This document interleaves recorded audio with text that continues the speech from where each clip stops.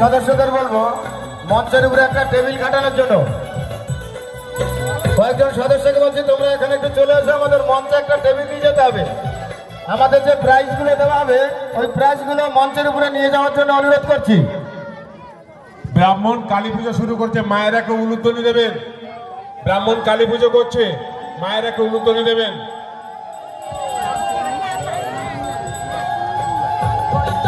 আমাদের যারা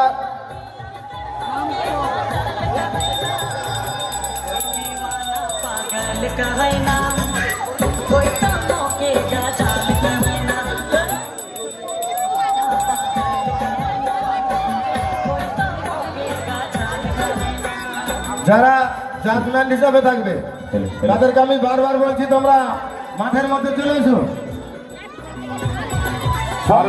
দেখা যাচ্ছে মা কালী মেম্বার সোমনাথ দাস এবং মা কালী বাবা ও দেবাশিস মাইতি, তোমরা দুজন যদি সাউন্ডের কথা শুনে থাকো 2 মিনিটের মধ্যে আমাদের পুজো মণ্ডপে চলে আসবে।